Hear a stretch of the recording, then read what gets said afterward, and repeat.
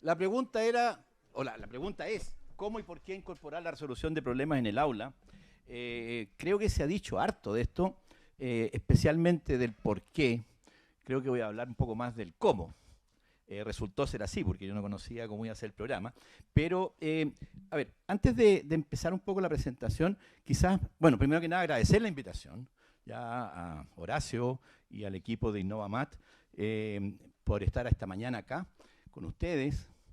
Como decía Horacio, es tan agradable, nos llena el corazón poder vernos, digamos, porque el año pasado, aunque ya se podía, igual estaba medio flojín, digamos, la participación en actividades. Este año creo que estamos pasando un poquito el horror de la pandemia y estamos empezando a vivir de manera un poquito más normal. Así que encantado de estar con todos ustedes compartiendo esta mañana, agradecerles. Y bueno, lo que hemos visto, la verdad, es un conjunto de ideas extremadamente coherente, digamos, ¿ya?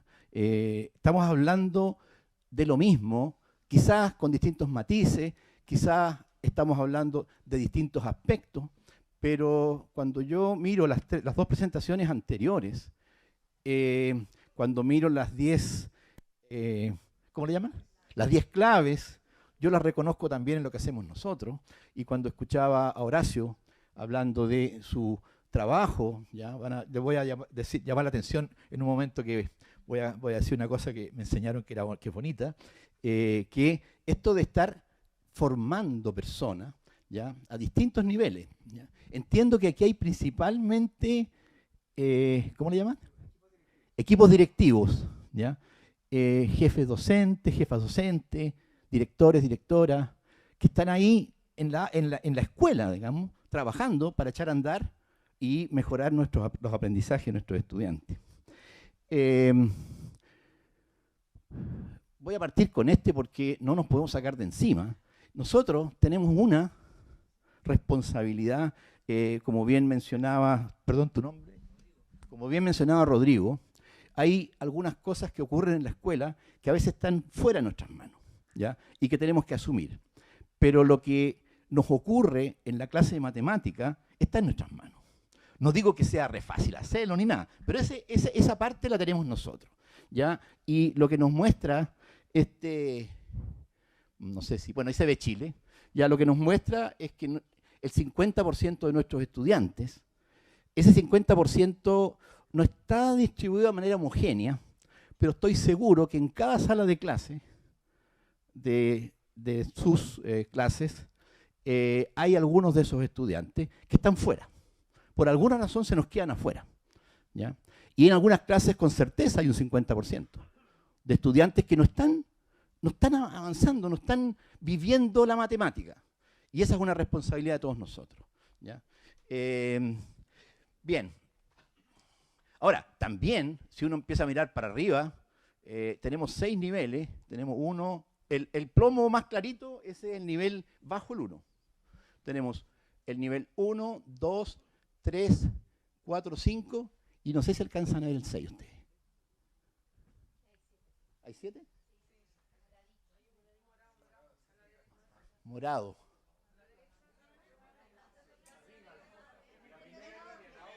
Ah, el promedio de la OCDE. Es que yo estaba mirando la línea de Chile. O sea que tampoco lo hacemos muy bien allá arriba, ¿ya? O sea, hay algo que tenemos que mejorar. Y eso es responsabilidad nuestra. Bien. Detrás de esos números hay muchas causas, ¿ya? Yo solo quiero, en Chile se han hecho investigaciones, no demasiadas, pero hay una práctica vertical de aula, ya ese es más o menos una práctica donde los estudiantes son pasivos.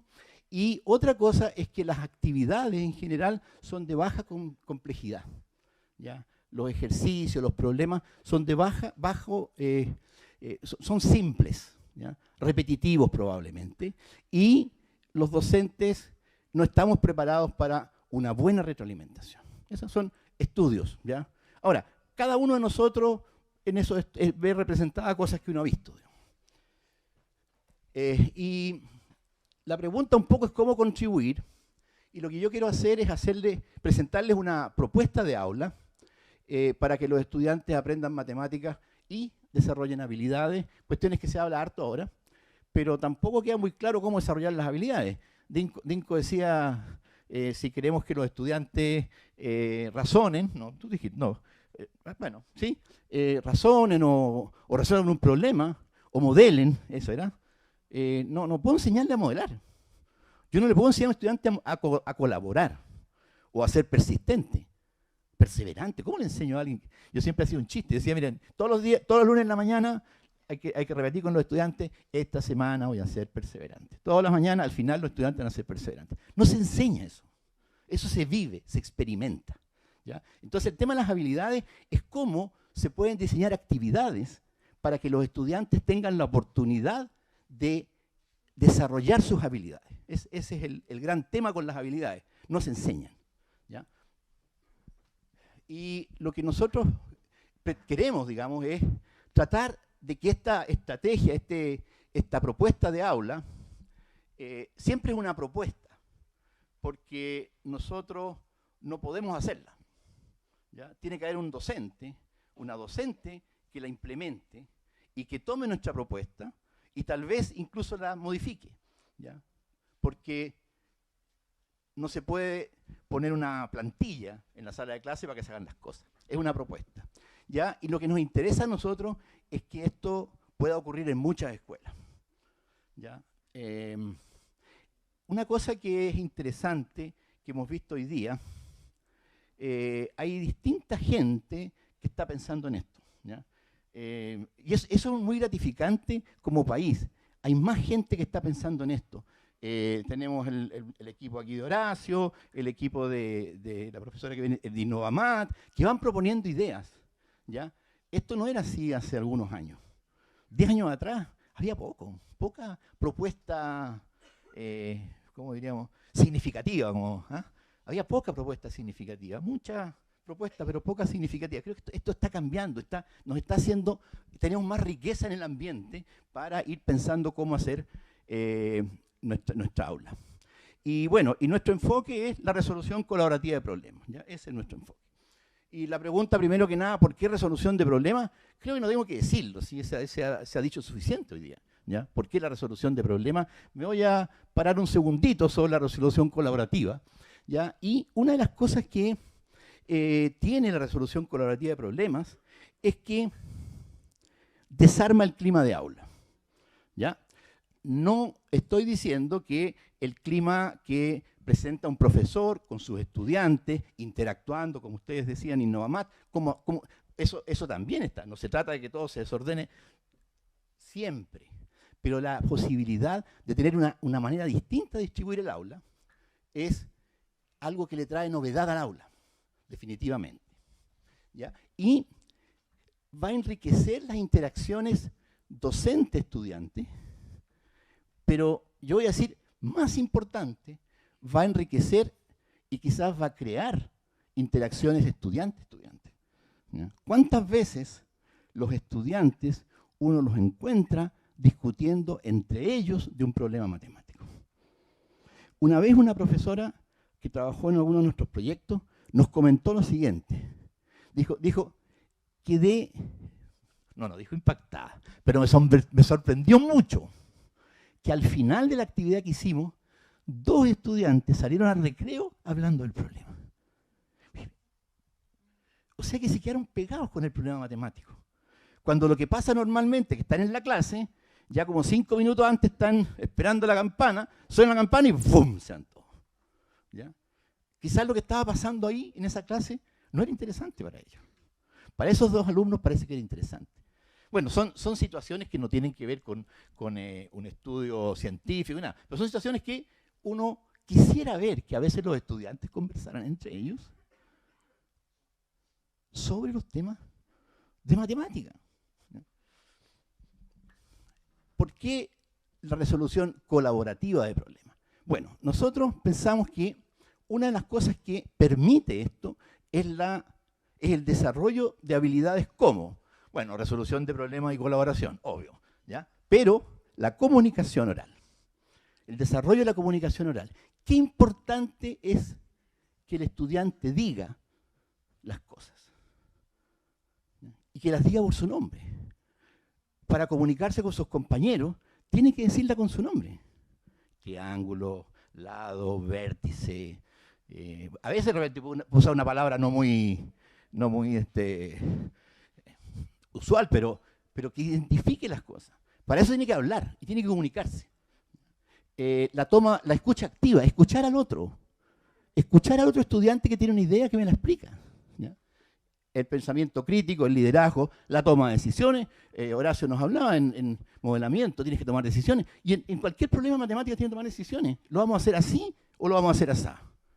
Si lo hacemos así, como dice Lucho, entonces tenemos que hacer esos cálculos. Pero si lo hacemos como dice Marcela, tenemos que hacer estos otros cálculos. ¿Cuál decidimos? La idea que sea más fuerte. Y resulta que esa idea no resultó, habrá que tomar la idea del otro. ¿Se fijan? Tomar decisiones. Y hay otro elemento que es un poquito como más teórico, que tiene que ver con el hecho de cómo se resuelve un problema. Uno tiene un problema que no sabe resolver, porque un problema tiene que ser algo que uno no sabe resolver, si no es un ejercicio. Entonces, uno tiene un problema y tienen que ocurrirse cosas. ¿Ya? La pregunta es, ¿cómo se te ocurren cosas? Entonces, hay unos investigadores en Israel, han estado trabajando sobre esa idea y dicen que esto ocurre cuando hay cambios de atención. Cuando uno de repente mira por otro lado, y entonces como de repente se ocurren ideas. ¿Ya? Y eso lo asocian, por ejemplo, a buscar cosas en internet incluso, a buscar en libros, y a tener otros compañeros al lado que de repente tienen ideas raras. ¿Ya? Y que de repente me cambian, ahora me di cuenta. ¿Ya? Ese cambio de atención favorece la resolución de problemas. Estoy hablando de una cuestión más teórica, que yo no voy a decir que la entiendo muy bien, pero sí la intuyo. ¿Ya? El hecho de que yo no me puedo quedar pegado con una idea cuando no sale. Necesito mirar para el lado. Y ese mirar para el lado me lo introduce a alguien. Y es mi compañero de curso, mi compañera, que me da una idea distinta, que me da una idea errada incluso, que me hace darme cuenta de otra cosa. Entonces ese es un elemento que también hace que la colaboración sea algo importante. Ahora, una fuente, digamos, de ideas en educación matemática, en la cual yo me he nutrido mucho, es la idea del trabajo de los matemáticos y las matemáticas. ¿Ya? Y los matemáticos y matemáticas están colaborando mucho, y colaboran mucho. Es muy interesante ver, hay unos estudios que analizan en las revistas de publicaciones matemáticas el número de autores en los papers. ¿Ya? Y resulta que en el pasado era muy común tener autores únicos. ¿Ya? Y esto ha ido cambiando y la curva de número de autores promedio de los artículos que se publican en matemáticas ha ido subiendo. ¿Ya? Yo no sé cuál es el promedio, pero debe estar por ahí por el 2,5 o 3. ¿Ya? Y hay artículos que son muchas más personas. Es muy raro hoy día que un matemático o matemática trabaje solo. ¿Ya? Probablemente, como la matemática es una disciplina bastante que se especializa mucho, en el pasado era difícil tener un colega en tu departamento donde habían 10 personas más. Había un algebrista, un topólogo, un analista, y ya, y no tenías con quién conversar. Entonces, comunicarse con los demás era más difícil. Ahora que es fácil, resulta que los matemáticos están colaborando mucho. Y mi experiencia personal, los momentos más agradables de mi profesión, fueron cuando, trabajando con otras personas, nos resultaron las cosas. Cuando estábamos en un problema que no salía, de repente salió. Esa emoción es una emoción muy fuerte, y esa la vives con otro. Por eso la colaboración. Y hay otra razón que es interesante. Ese gráfico les advierto que está al revés. No sé por qué. Pero así está en la página de PISA. Esto fue 2015, en que se mostró, se hizo un capítulo, una sección de resolución colaborativa de problemas. Colaboradas con la máquina, pero bueno, ese es lo que hicieron, digamos. Y allí nuestros estudiantes no estuvieron mejor que en matemáticas y en las otras disciplinas. O sea, más o menos el 50% quedó bajo el nivel 2. Pero había algunas preguntas que se le hicieron a los estudiantes. Y en esas preguntas, y en eso se basan estas dos filas que están acá, estas dos columnas, perdón, que están acá, el promedio de la OECD está allá arriba. O sea, todos los otros países están al otro lado. ¿Ya? Están mal, digámoslo así. Estos son los que están bien. ¿ya? Porque está puntuando positivamente acá. Y esto tiene que ver con el valor de las relaciones con otras personas y el valor del trabajo colaborativo. Y nuestros estudiantes lo valoran más que el promedio de la OECD. Los estudiantes chilenos, si bien les va mal en la colaboración, valoran la colaboración. Valoran la colaboración. Entonces, ¿qué significa eso? ¿Ah? ¿Qué significa eso? Que nosotros como profe no estamos aprovechando una cuestión que está ahí, que la tienen. Y nosotros la hemos visto infinitas veces. ¿O no, Natalia? Que a la gente le gusta colaborar. Al principio, como un poquito más, bueno, pero cuando ya le gusta, porque es interesante estar con otro conversando, en resolver algo que no sea hacer solo, o que hacer solo me da lata, o que haciéndolo solo no voy a llegar al resultado. Muy bien, entonces este es otro elemento que a nosotros nos hace mucho sentido. Cuando lo vimos dijimos, mira, ojalá que de nuevo en la próxima edición de la prueba sigamos igual, pero ya no están haciendo esta prueba colaborativa, entonces no vamos a tener chance, digamos, lamentablemente. Yo quería ver por lo menos que sean 2 puntos y no sea esto simplemente un outlier. Bien. El plan de la charla, les digo al tiro que no va a llegar al final, porque la estoy haciendo un poquito más lenta y eso me pasa casi siempre. ¿Me puedes poner agüita? Me pasa casi siempre que planeo algo y después me demoro porque tampoco esto es una presentación automática. Afortunadamente, la inteligencia artificial todavía no puede poner a una persona que nos hable, ¿ya?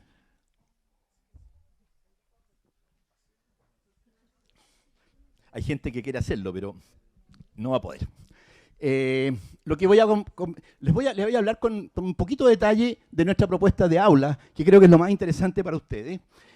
También les voy a hablar de cómo implementamos esto nosotros. Y ahí voy a volver un poco a varias cosas que dijo Horacio, ¿ya? Y no sé qué tanto más ir a hacer. Esta es nuestra propuesta de aula. Se llama ARPA. ARPA con mayúscula es nuestro logo, es activando la resolución de problemas en las aulas. Eso es lo que queremos hacer nosotros. Pero este ARPA es actividad de problemas, de resolución de problemas en el aula. O sea, es una clase. Y ahí por eso la escribimos con minúscula y con cursiva para distinguirla de la otra. Curiosamente, yo encuentro que de manera... La suerte nos jugó a favor ahí, que las dos cosas suenan igual. Ahí está, actividad de resolución de problemas en el aula. ¿Qué es lo que nosotros quisiéramos? ¿Qué es lo que nos gustaría? Que en cada curso, o no sé cómo lo llamaremos, el cuarto básico de la escuela, de una escuela, los estudiantes experimenten una vez al mes, 2 veces al mes, depende de la escuela, que experimenten esta actividad de manera regular. Eso es lo que nosotros queremos. Nosotros sentimos que esta actividad de resolución de problemas en el aula es una actividad que es una experiencia en sí, ¿ya? Que no compite con las otras formas. De hecho, es súper coherente con lo que plantea Innovamat. O sea, no puede ser más coherente, pero es una actividad distinta, donde el estudiante, la estudiante, va a tener la posibilidad de resolver un problema de manera autónoma junto con sus compañeros. Ese es el gran objetivo. Y que esto ocurra en la escuela, en todos los niveles, un cierto número de veces al año. En abril, mayo, en junio, la tercera semana del mes, no sé, o cada 2 semanas, ¿ya? Dependerá de la escuela, cómo lo quiera implementar, pero que no sea una actividad bonita, simpática, que a todos les gusta, pero que no se repite de manera regular. La regularidad de las cosas en la escuela tiene una tremenda potencia. Lo hemos visto en los resultados, que nosotros no tenemos demasiados resultados, pero lo hemos visto el efecto que tiene hacer algo de manera regular, ¿ya? Entonces, ese es nuestro sueño, digamos, que pudieran experimentar los estudiantes, y eso se dan cuenta, ¿no? En primero básico lo experimentan varias veces, en segundo básico de nuevo, en tercero básico de nuevo, y hay una serie de cosas que empiezan a pasar. Bien, ¿qué es lo que es un ARPA? es una clase de 45 90 minutos. En general nosotros proponemos que esa clase sea en un bloque, no, ¿cómo se dice? Un bloque de 2 horas, 1 hora con 2 bloques. ¿Ya? Ahí hay toda una discusión teórica sobre cómo se llaman las salas de clase, cómo se llama eso. En un bloque de 2 horas. ¿Ya? ¿Por qué? Porque si se acaba luego, puedo hacer otra cosa. Pero si está interesante, lo puedo alargar. Bien, en esta clase los estudiantes van a resolver un problema de matemáticas. Y ahí varios dicen, no, pero ¿cómo una clase entera un problema? Si mis chicos resuelven como 8 problemas. Bueno, puede ser. Un problema. Y ese problema ha sido elegido para ellos. Vamos a ver un poquito qué quiere decir eso. Ha sido elegido para ellos. ¿Ya? Y ojalá tenga que ver con la materia que están pasando. Pero por ningún motivo que tenga que ver con el objetivo de aprendizaje OA8.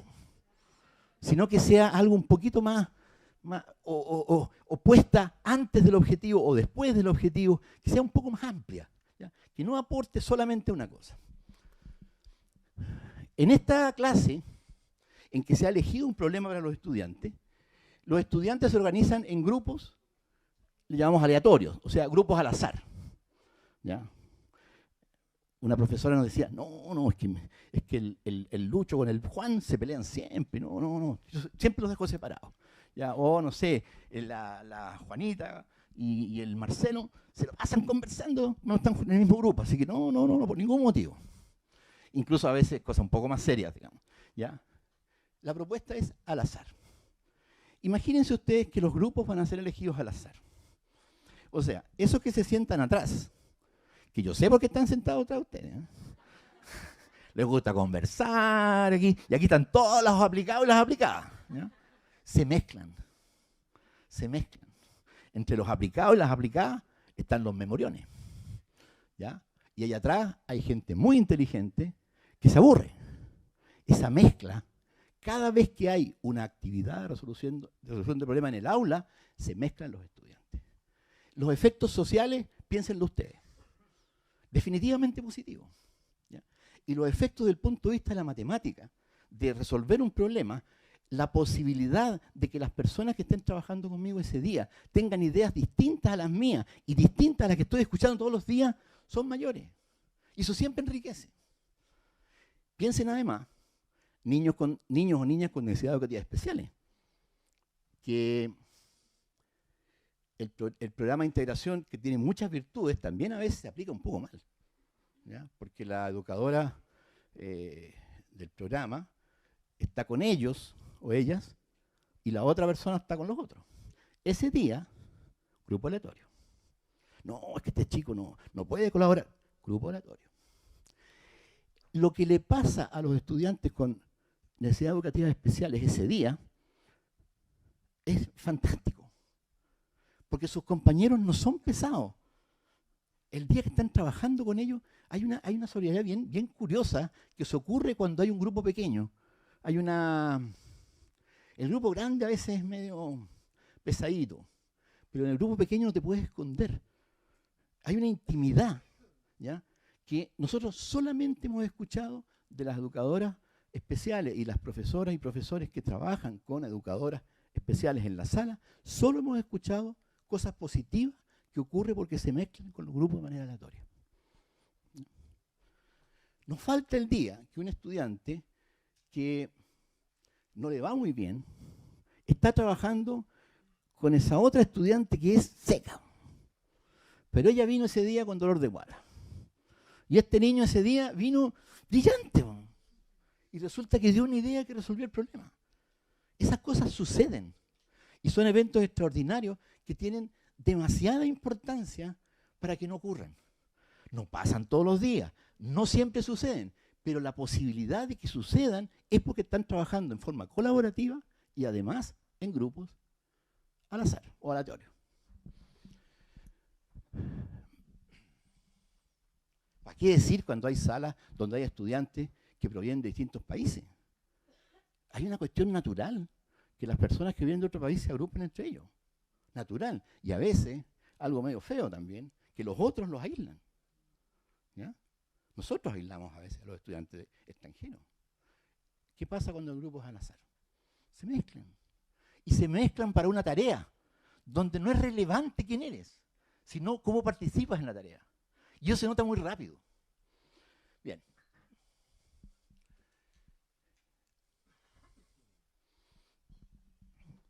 Colaboración.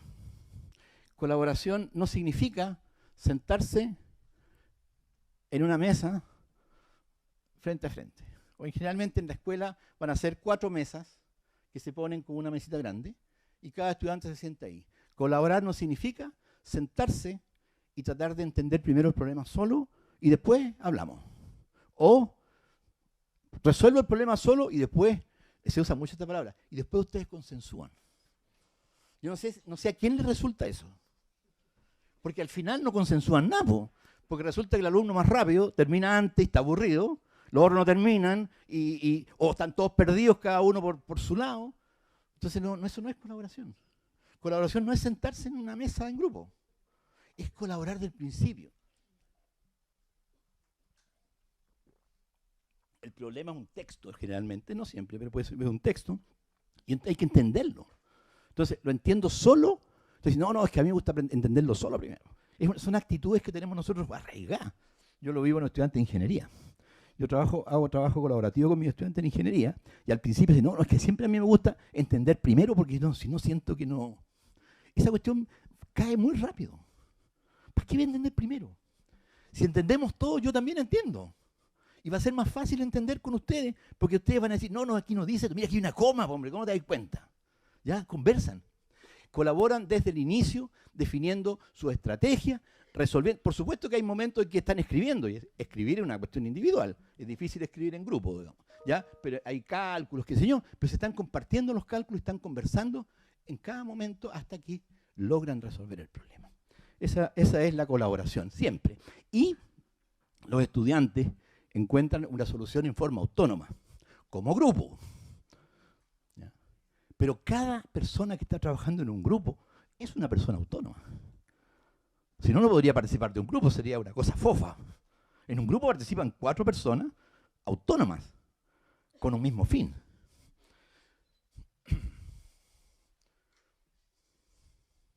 Bien, y entonces en esta ARPA, ¿ya? Ocurre este intercambio, estudiantes razonan, explican, se equivocan, se dan cuenta de un error, etc. Y después hay una plenaria donde los estudiantes van a compartir con los otros estudiantes lo que pasó durante ese tiempo. Y aquí está el problema. Al final no lo definiste y dije, ¿qué definido? Ojalá que sea la misma mía. Seguro que es, digamos, ¿ya? Quizás dicha de otra manera. Es una actividad que tiene que interesarle a los estudiantes.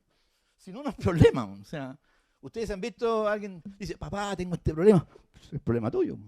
No es problema mío. O sea, me tiene que interesar. Primero que nada, me tiene que interesar. Tiene que ser un desafío. Pero claro, tiene que ser un desafío que cuando yo lo miro, digo, ¡ay, quiero hacerlo! Yo soy bueno para hacerlo. Pero además tengo que sentir que puedo. Porque si siento que no puedo, no debe enganchar. Ese es todo. Tiene que interesarse, un desafío alcanzable. Ese es un problema. Y es un problema para mí, quizás no es para ti. Tiene que ver con las personas. Los problemas no son cosas escritas. Cuando dice lista de problemas, difíciles, fáciles, depende para quién. ¿Cierto? Ese es un problema. Y los problemas pueden estar en un contexto aplicado, realista, o no. Esa no es una condición para que las personas se interesen. No es una condición para desafiarlo. Y no menos tampoco que van a sentir que pueden resolverlo, porque es un problema que tiene que ver con el precio de la lechuga. No sé, porque es súper difícil. Puede ser un problema re difícil de la lechuga y que siento que no lo puedo resolver. Un problema de probabilidades para estimar el precio de la lechuga frente a las lluvias. Puede ser un problema re complicado. ¿Ya?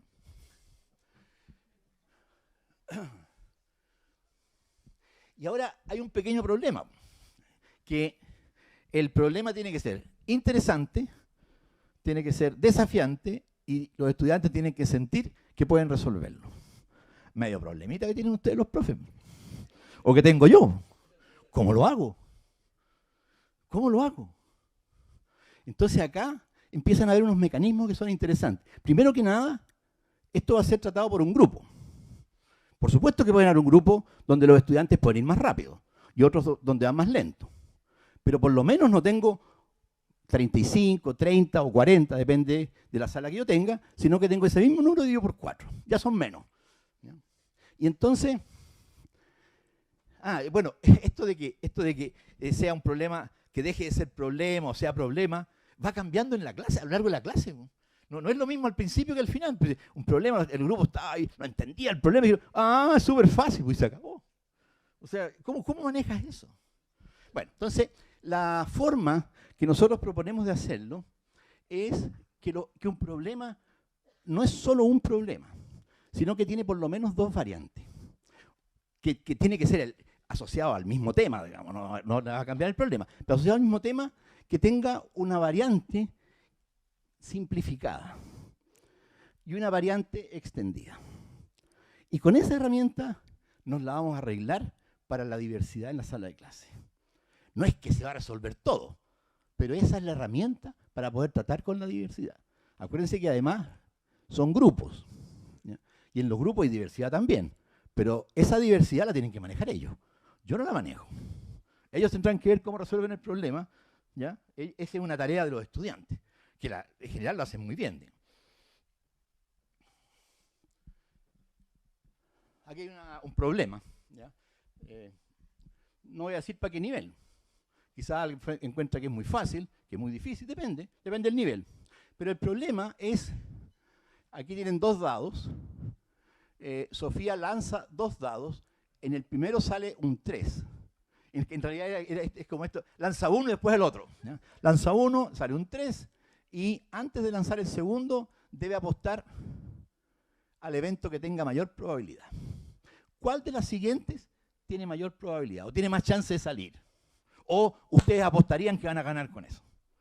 ¿No? Esa es la pregunta. Ese es el problema. Que la suma de los números obtenidos sea un número primo, que el valor obtenido en el segundo dado sea mayor o igual al obtenido en el primer dado, o que el producto de los números obtenidos sea un número par. ¿Por cuál apuestan? Ese es el problema.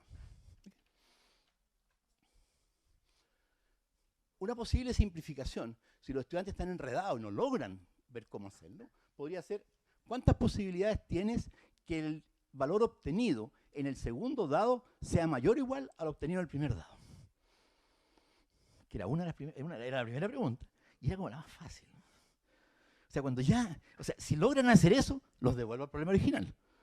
¿Ya? Ahora, resulta que en el grupito que está allá, ya lo resolvieron. ¿Y qué hago con ellos? Yo les pido que me expliquen cómo lo resolvieron. Perfecto. ¿Y qué hago ahora? ¿Y qué pasa si el dado tuviera 8 caras? Pues entonces, espérate, ¿cómo lo hacemos ahora? De nuevo entran en la pelea. Ese es el mecanismo para mantener a todos los grupos trabajando. Aquí tienen otro, y este problema es para decirles que no tiene que ser contextualizado un problema. O sea, este problema es más fome que... ¿Cuántos cuadraditos hay? Algunos lo conocen, porque siempre lo muestro. Los que lo conocen, quédense callados. ¿Cuántos hay? ¿Cuántos hay?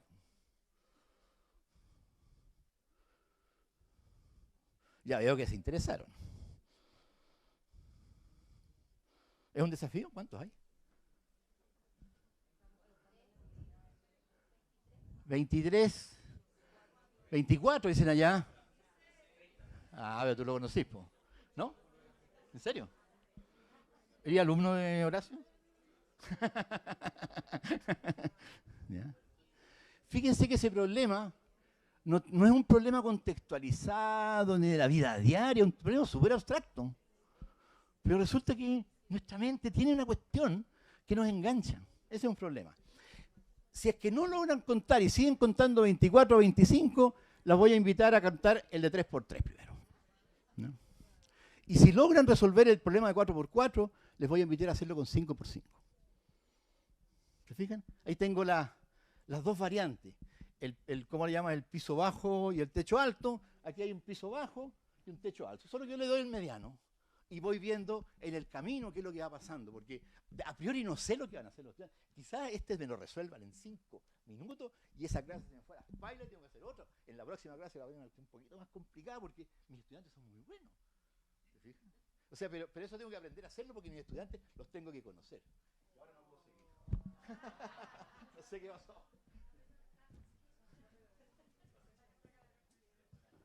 No sé qué pasó. ¿No se cortó la luz?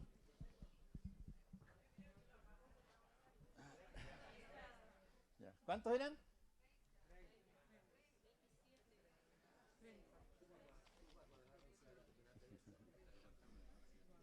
Bueno, ahí se los dejo. Porque no le voy a dar la solución. Pierdan cuidado. Porque no puedo privarles de la posibilidad y la gloria cuando lo logren resolver y sienten que está resuelto. Lo que hablaba hace un ratito Mirko. O sea, la posibilidad de resolver un problema es una motivación, pero enorme, para seguir aprendiendo matemáticas. Y al revés, el no poderlo resolver y quedarme como que soy incapaz es terrible para seguir aprendiendo matemáticas. Por supuesto, siempre uno gana partido y pierde partido. Entonces está bien, sí, o sea, está bien que uno pierda un partido alguna vez. De hecho, yo he perdido muchísimo. ¿Ya?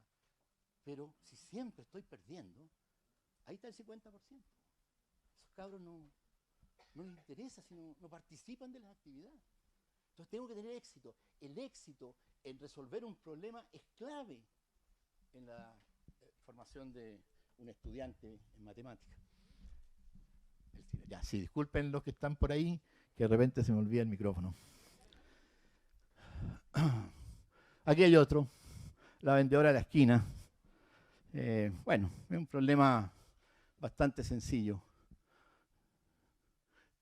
Compra un saco de 96 kilos de garbanzo y decide envasarlo en bolsa de 2 kilos. Cada bolsa la venderá a 1.050 pesos. Esta charla la presenté hace más o menos unos 6 meses atrás, porque ya subieron los garbanzos.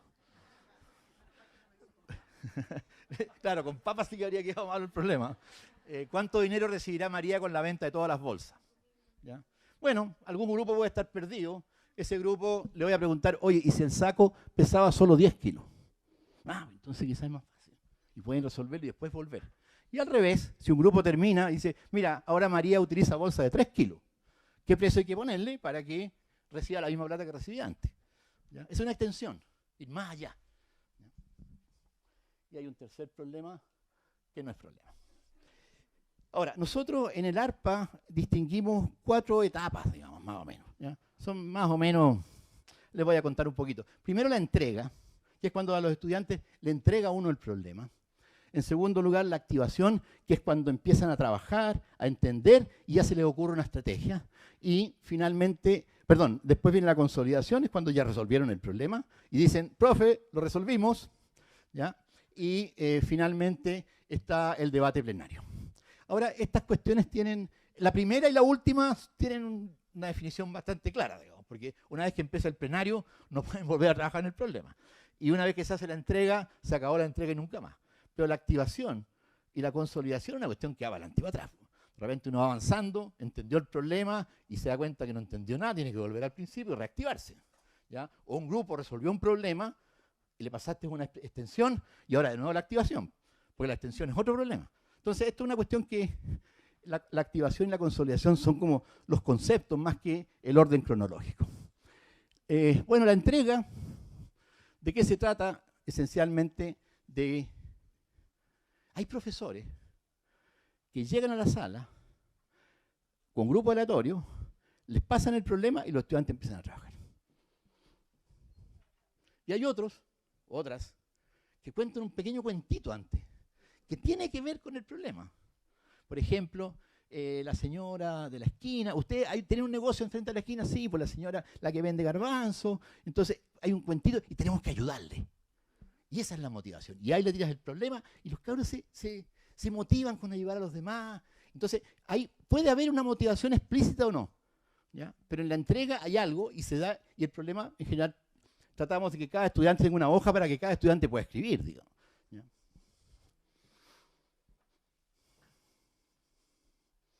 Eso.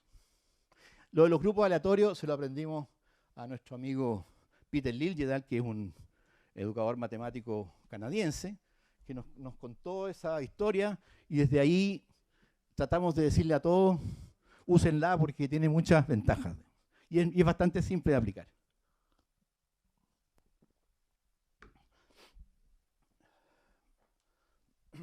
la activación. Bueno, aquí los estudiantes empiezan a leer el problema, discuten, los estudiantes pueden llamar al profe, decirle, profesor, ¿sabes qué? No entendemos el problema. ¿Qué puede hacer el profesor? Léanlo de nuevo. Créanme que eso no sirve. No sirve. O, mira, el problema es este. No, pues entonces se acabó el problema. Una pregunta, por ejemplo, en el problema de los garbanzos. ¿De cuántos kilos era la bolsa que compraba doña María? Ah, de 96 kilos, ya. O sea, como una pregunta que les permita ir como cachando, viendo lo que hay en el problema.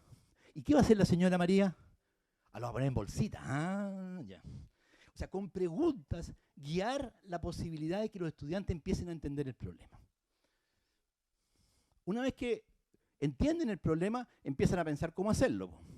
O sea, vamos a tener que dividir por 2 y después multiplicar por el precio. No, primero tenemos que multiplicar por el precio y hay una discusión y de repente deciden qué hacer, ¿cierto? Y acá usan todo lo que tienen ellos, sus conocimientos, sus habilidades, toman decisiones, se comentan entre ellos, se ríen. Oye, ¿cómo se te ocurría multiplicar primero el saco por los 1500? Nada que ver, hombre. ¿Ya? O sea, pero eso es parte del juego. ¿Ya? Eso es la activación. De vez en cuando hay un grupo que está trancado, entendió el problema y está trancado y no sabe cómo seguir. Y ahí quizá una buena pregunta los puede poner en carril de nuevo, o tal vez decir, mira, ¿por qué no pensamos que el saco de la señora María tenía solamente 10 kilos? Ah, eso es fácil entonces. Ya, y ahí los estudiantes de nuevo se enganchan. ¿Ya? Eso es lo que puede pasar. Y en todo momento, si un grupo no está colaborando, el docente va a hacer algo para que colabore. ¿Ya? Con el paso del tiempo, no es necesario hacer ese algo. Pero al principio cuesta un poquito, porque no, es que quiero hacerlo primero yo. ¿Por qué no le cuentas a tu compañero qué estás haciendo? Si logras decirle que le cuenta al compañero y le indicas el de la esquina de allá, estos otros dos se van a meter también en la conversación. ¿Ya? ¿Por qué no le explicas a tu compañero lo que estás haciendo? ¿Ya? O sea, hay como truquitos para hacerlos colaborar. Entonces hay que preocuparse de que eso pase. ¿Ya? Y cuando yo voy, me llama una estudiante, me llama, profe, mire lo que hice. ¿Por qué no pones tu cuaderno en el...? Ya, ok, ¿qué es lo que hiciste? Explica. Y entonces yo no empiezo a hablar solo con ella, sino que empiezo a mirarlo a los otros. ¿Qué dices tú de eso? O sea, mi actitud es una actitud al grupo, no a esa persona. Por supuesto que esa persona que me llamó, al final va a estar satisfecha con lo que pasó, porque recibió no la respuesta, pero un estímulo para buscar la propia respuesta, pero además todos los otros se involucraron. O sea, la colaboración hay que cuidarla, especialmente cuando uno empieza con esto. Una vez que los miembros del grupo consideran que han resuelto el problema, llaman al profe o a la profe. Profe, terminamos. A ver, explíquenme lo que hicieron. Y se da cuenta que hay algo medio raro. Está malo, el resultado está malo. Sacaron 2 millones de pesos. No sé. A ver, calcule, a ver si me equivoqué yo. No, sacaron 10 millones de pesos, ya para que no me equivoque yo. Y entonces el profe se da cuenta que está malo. Pero mira y empieza, y quisieron, y mientras le está preguntando, está mirando el papel de donde está escrito, y ahí se da cuenta que hicieron una multiplicación mal. Y entonces, ¿y cómo hicieron eso? ¡Oh, nos equivocamos! O sea, los estudiantes se dan cuenta de su error a través de las preguntas que uno les hace. Porque si uno llega al grupo y le dice, mira, ¿sabes qué? ¿Cuál es el resultado? ¿Cómo terminaron? Sí, ¿a qué llegaron? 5 millones. ¿Cómo se te ocurre ganar 5 millones? O sea, eso es agresión. ¿Se fijan o no? En cambio, si yo les pregunto y ellos se dan cuenta, al final se van a olvidar que yo les pregunté. Van a creer que ellos se dieron cuenta. Porque efectivamente se dieron cuenta. Hay un poquito de teatro en esto. ¿Ya? En el hacer que el otro sea el que levante las cosas. Ustedes hacen lo mismo. Claro, que los estudiantes levanten los temas. Por supuesto que yo lo pensé antes, y si tengo mala suerte o buena suerte, algún día van a levantar un tema totalmente distinto y van a descolocar. Pero la clase viene de ahí. ¿Ya? Bueno, tienen que explicar su solución y todos tienen que poder explicarla. Si hay un estudiante que no sabe explicar la solución, chao pescado, no han terminado el problema, me voy. Ya saben que tienen que conversar hasta que todos saben resolver el problema. Bien. Y cuando todos han resuelto el problema, por supuesto que viene la activación. De nuevo, porque les voy a poner una extensión. La plenaria, una vez que todos los grupos han completado el problema, ahora, francamente, a veces a mí me ha sucedido que en un ARPA no todos resuelven el problema, porque mi problema estaba mal elegido. ¿Ya? Pero la intención siempre es que todos resuelvan al menos la simplificación para que sepan de lo que está hablando, que hayan experimentado lograr al menos la simplificación. Y entonces, ¿de qué se trata ahora? De que los estudiantes salgan a la pizarra, de uno a uno, en general es mejor, porque cuando pasa un grupo, igual sale uno el que habla, digamos. O sea, fijaos ustedes, dice, no, que pase todo el grupo, y hay una sola que es la que habla. No. Entonces, sale una sola y explique. Desarrollan su capacidad de comunicarse, de hablar de ideas matemáticas, de razonar, porque tienen que explicar lo que hicieron. ¿Ya? Pasa el grupo 1, una integrante del grupo 1, explica, y el profe o la profe, durante el tiempo de monitoreo, decidió quiénes iban a pasar. Decidió quiénes iban a pasar. Primero va a hacer pasar a una estudiante que es un poco tímida, pero resulta que ese día resolvió el problema magistralmente y se dio cuenta que lo hizo bien. La voy a pasar a ella. Ese día la voy a pasar. Además, en el grupo de acá, un grupo de acá tiene un método totalmente distinto. Lo voy a pasar a la pizarra para que explique, para que comparen, para que discutan. En la plenaria, aquí estamos hablando de la plenaria de ARPA, no todas las plenarias son iguales, la plenaria de ARPA, el profe lo que va a hacer es, se va a parar ahí atrás. Piensen ustedes como profe, ¿cuánto costará en una plenaria pararse ahí atrás? Cuesta, ¿no? Yo quiero estar aquí adelante, porque si viene María a explicar y lo dice mal, yo tengo que decirlo bien. Y si lo dice bien, yo tengo que decir que está bien. No, pues, váyase para atrás. Y escucha a sus estudiantes. Déjelos discutir entre ellos sus distintas maneras de resolver el problema. Por supuesto que puede intervenir con una pregunta y produce una cuestión bien loca. Que si el joven que está allá con la cámara es el profe, yo le voy a hablar a él, porque el profe, le voy a hablar a él. Y todos creen ustedes que le estoy hablando a ustedes, porque estoy mirando para allá. ¿Se dan cuenta que es distinto a que si el profe está acá? Perdón, yo estoy aquí y el profe está ahí. Digo, hice esto otro. Y ustedes, ¿qué? Si yo estoy hablando con el profe, es una conversa entre nosotros, ustedes se van a aburrir. O sea, ese truco de ponerse atrás, que cuesta muchísimo, pero una vez que te vas para atrás, cambia lo que está pasando en la sala. Okay. Entonces, esa es la plenaria. No todos tienen que pasar. Para eso habrán otras ARPAs. Dijimos que ojalá que hayan en el año, hay unas 10 ARPAs, y en cada curso hayan ARPAs. Va a haber oportunidad para que otros pasen. ¿Ya? Porque tampoco puede parecer una cuestión aburrida que todos pasen. Si ya después de 2 o 3 veces ya no hay tampoco tantas ideas distintas. Esa es la plenaria. Y aquí tengo un videíto que quiero que ustedes vean. Que vean y escuchen.